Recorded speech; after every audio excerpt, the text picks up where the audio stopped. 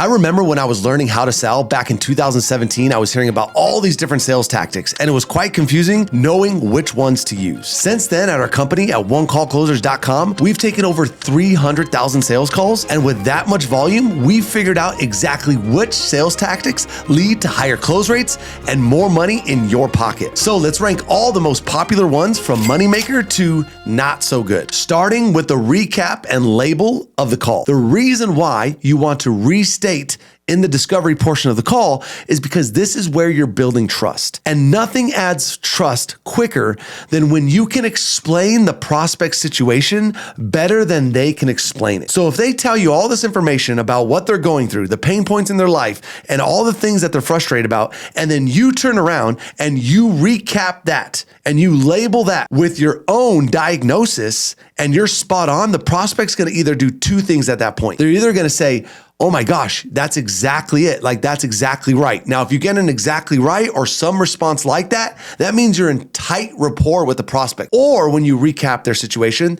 they're gonna add a but statement. They're gonna say, yeah, that sounds about right, but, and then they're gonna add more. And see, when they add more, what they're doing there is they're giving you clarity. They're basically saying, hey, you're not on the same page as me. So it's very important when they add the more statement, you go back and recap again. Hey, Mary, thanks for adding that additional clarity. What I heard you say, Mary, is X, Y, and Z, because when you recap, you always want to get a that's right. I would add this, guys, into the S tier. It's very important that you guys are on the same page in the discovery process, and this is how you know you're in tight rapport and the prospect trusts you. Next up, guys, is the consequence question. Now, if you're not familiar with the consequence question, it's when you ask a question that gets Mary to see what the consequences are if they don't take action. And I'll give you a perfect example of how to use a consequence question. So I'm talking to Mary, and I can be like, hey, Mary, just to get a full understanding, Mary, of what's going on right now, are you worried about anything that could potentially happen in the future if you don't start taking care of your weight? And so what I've done there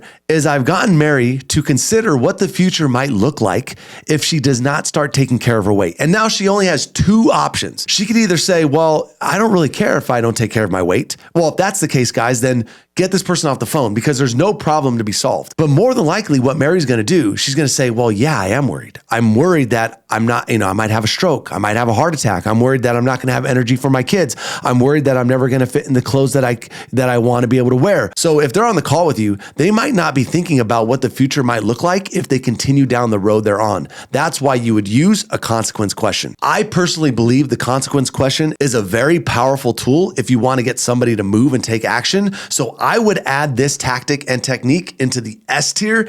And yes, it should be used on almost every single sales call. Next up is the option close. Now, the option close is where you're getting down to the end of the call. And instead of just giving Mary one, option to close a deal, like, hey, Mary, and the price of the program is $5K, it's where you give two options. You're not asking, do they want to do it? You're asking, which one do they want to do? Because at the end of the call, I'm not a huge fan of asking yes or no questions. Hey, Mary, did you want to get started today? I don't like that question because now Mary's in a corner. You've put Mary into a box where she has to either answer yes or no. And saying yes is a very vulnerable thing. If I had a prospect that, hey, I felt like she only needed 3 months of coaching, then I'm going to say, hey, Mary, did you want the 3 months or the 6 months? And based off of everything we talked about today, Mary, I really do feel like that the 6-month option is going to be a little much for you, right? That's $12,000.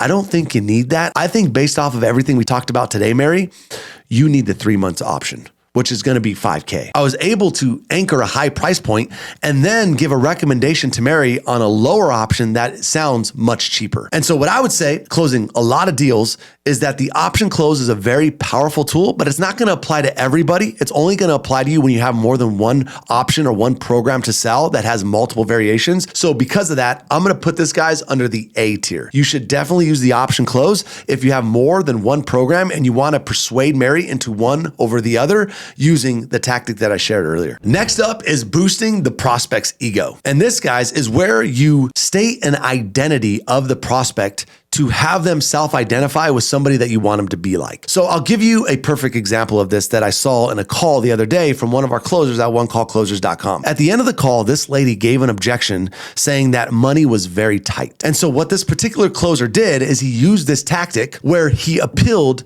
to the prospect's identity. What he did is he said, hey, Mary, totally understand that. And I totally get, things are going to be tight. And the one thing, Mary, that you obviously know, being very entrepreneurial and kind of going after your dreams, is that entrepreneurs do things even when it's tough, even when it's hard. That's kind of the hallmark of what an entrepreneur does, right, Mary?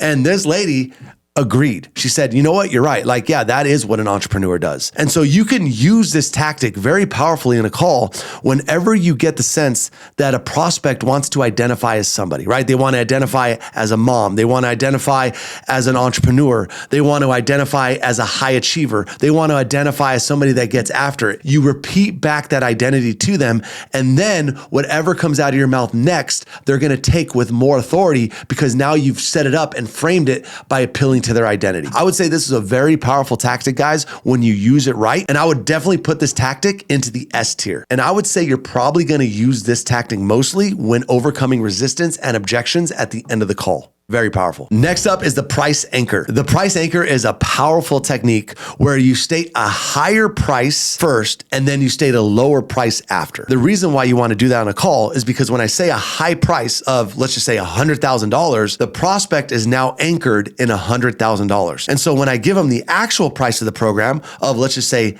$10,000. Well, $10,000 sounds way less than $100,000. And so let me give you a practical example of how to use this in a call. Going back to my earlier example, when you have an option close, let's just say you have a 6-month option and a 12-month option. I could say, hey, Mary, which one were you more interested in going with? Did you want to go with our 12-month option, Mary, which is $24,000? Or did you want to go with our 6-month option, which is $12K? And so I anchored the 24. Then when I go to say 12, it sounds a lot less. Even if you only have one program, you can price anchor by mentioning a higher price somewhere in your discovery or pitch. I could say, hey, Mary, and I know a lot of people in your space that spend, $50 to $70 to $80,000 for private one-on-one coaching. And I know that's kind of a common practice. Well, what I've just done there in the call, guys, is I price anchored that amount. So later on, when I go to pitch the program, I'm going to say something like, let's say $10K, and it's going to sound a lot less than the $80,000 that I mentioned in the call. So you can either mention the price anchor throughout the call or at the end of the call when you're closing, and then you give a different price. And I would say the price anchor, guys, out of all the techniques and strategies that you can use in sales, it should be done on almost every single sales call. And so I would definitely put this into the S tier. Next up is smiling in the beginning of the call. And what we always say is that when you open a conversation, the first thing that you do is you smile. And there's a couple of reasons why you want to smile in the beginning of a conversation. Number one, the prospect's nervous, right? If you think you're nervous, the prospect's more nervous. And so a smile calms the prospect down, right? They're like, oh, this guy's kind of cool, or this girl's kind of cool. She's not a dick. I like her. She's smiling. It just brings down the guard. And then also it gives you a better tonality when you say hi to the prospect. So for example, I could say, hey, what's going on, Mary? Or I can smile and say, hey, what's going on, Mary? All you got to do, it's the easiest in the book, is smile. It increases your energy, increases your tonality, lowers the prospect's guard, and gives them a better first impression of you. I think it's a solid tactic. It should be used on every single call. And again, I would put this into the S tier because your first impression with the prospect matters more than everything else because that's the first thing the prospect sees. Next up is affirming in the pitch. So whenever you're going over your program details and you're giving your benefits of the program, what a lot of closers do after they give a benefit, they say, does that make sense? And I'm not a big fan of that terminology because what you've done there is you've put the prospect in a situation where she doesn't want to look stupid, where he doesn't want to look stupid. So if you say that makes sense, what are they going to say? They're like, yeah, that makes sense. So what affirming means in the pitch is asking the prospect a question to get them affirm that what you just told them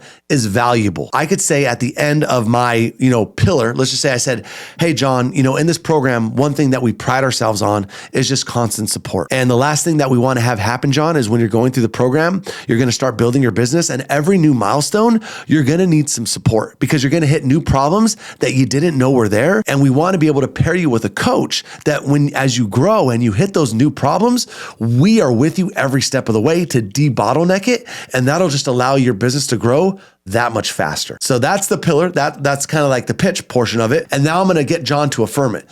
So then I'm going to say, hey, but John, I'd love to know, like, if we gave you that coach and we were giving you accountability all throughout kind of growing your business, do you think, John, that's going to help you get closer to that $20,000 a month in your business? And now I've just put a question, an affirming question back to John to get John to reaffirm to me or affirm to me that yes, there's value in this. And you should do this on every single sales pitch, guys, that you have in high ticket sales. It clarifies to the prospect that this is valuable, and it also gives you information knowing that what you're saying, the prospect is resonating with. So again, I'm going to put this on the S tier. I think you should do this on every single sales call. Next up, guys, is matching the prospect. So if the prospect's sitting like this and you notice it on a Zoom call, you would kind of go and you would match their body language, right? You would sit like this. If the prospect's tonality is kind of low in the beginning, you would match that tonality, you would speak a little bit lower. The whole concept around matching is that you build a lot of likability and trust with the prospect because people like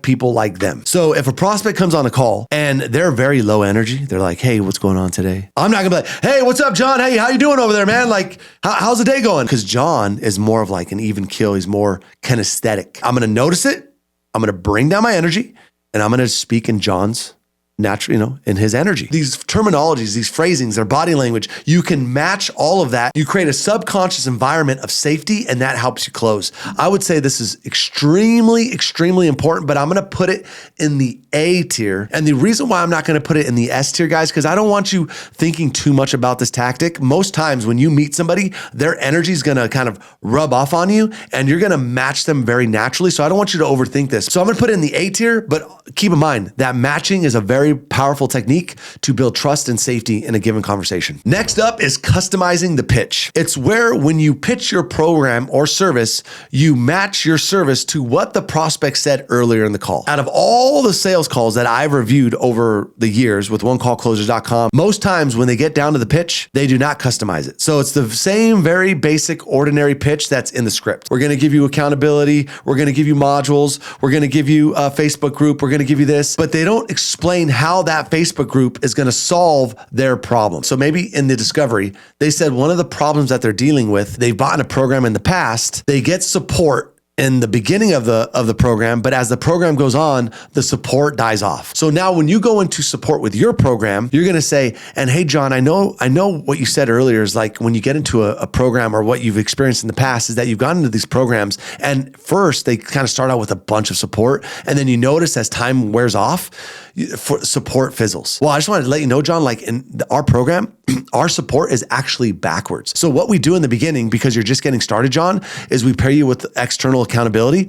So meaning we give you a coach to kind of hold you accountable, give you support. But as the program goes on, we actually add another layer of accountability, and that's peer-to-peer accountability. So we're actually going to stick you into a group along with your coach as the program progresses to make sure that you continue to get results. I just customized and tailored my solution to what the prospect's fears and problems were. And you should do this in every single pitch that you have because the prospect will feel like your program is made just for them. I would put this into the S tier. The next up is the pre-call stock. Almost nobody does this, and I've said this in almost every training that I've had for sales over the last 7 years, is looking up the prospect before you get on the call. It's so simple. If you get a call scheduled, if you get somebody interested in a program or service, you look up their email on Google, you find their social profiles, and you find something to like about them. And what this does is A, it humanizes the prospect. You realize that you're talking to a human. Number two is it gives you ammunition to bring up in the beginning of the call. So for example, if I get on the call with John, I could be like, hey, John, you do your normal thing, you smile. Hey, John, I hope you're having a fantastic day, XYZ. Hey, you know what, John, it's so funny. I was just kind of looking through your social media real quick before our call. And I noticed that you and your family went to Hawaii last year and you went to this, one resort. Dude, how did you like that resort? My family and I, we go to Hawaii every single year and we've just never been there before. How did you like that resort? You don't have to make it crazy long, guys. Like rapport is not talking about the weather and vacations. What I just did to John right there is I just showed John that I care. Like, hey, John, I was looking you up. I took the time to look you up. I noticed something about you, John, and there's something that we have in common. He took the time to learn about me, and that establishes more trust, more rapport, and makes your calls better. And I guarantee you, most closers do not do this. It's something simple. It takes less than 3 minutes to do that can make you a lot more money. I'm not going to put it into the S tier because I don't think it's vitally important to close the deal. In fact, I think you can close without doing this, but I think it's a simple hack that you should do like every single time you can. So I'm going to put this, guys, into the B tier. And next up, we have selling yourself first. This might be the holy grail of all sales tactics. Selling yourself first is the concept of that in order to sell somebody, you first must be sold. And I remember when I first got into sales, I was selling a product called the 7-Figure Mastermind. And at first I didn't know what the program was. I didn't know the results the program had. And so when I started selling it, I started selling it from a low conviction standpoint. It was like, hey, here's what you're going to sell. But I didn't know much about it. I didn't know if people were getting results. And I wasn't even sure what I was selling was actually working. It wasn't until about a couple weeks in to the program that my boss pulled me aside, Bedros Koulian, and he said, hey, Rich, I just want you to kind of go through this page, look at all the people inside the program. And what this page had was just a bunch of testimonials. And I'll never forget, guys, after I was able to go through that page and just see all those testimonials, because my belief skyrocketed, I was able to transfer that belief over to the prospect as I was closing more deals. And so the first rule in any sales interaction is sell yourself first. If you're not completely sold on your program, there's no way you're going to be an elite closer. And if you don't have this one tier dialed in, it doesn't matter how good your skill set is, it doesn't matter what you're selling. You'll never be as good as you could be because you didn't follow the golden rule, which is sell yourself first. Every day when you wake up as a closer, your number one job before everything else is to resell yourself on what you're doing. Your energy goes up, your vibe goes up, your certainty goes up, and that translates into more dollar bills into your bank account. What I can say is that this is absolutely an S tier thing. If you don't have this, you don't have sales. So that's 12 of the most common sales tactics ranked. Now, if you want to master your sales mindset so you can close way more deals, click the video on this screen and I'll show you exactly how.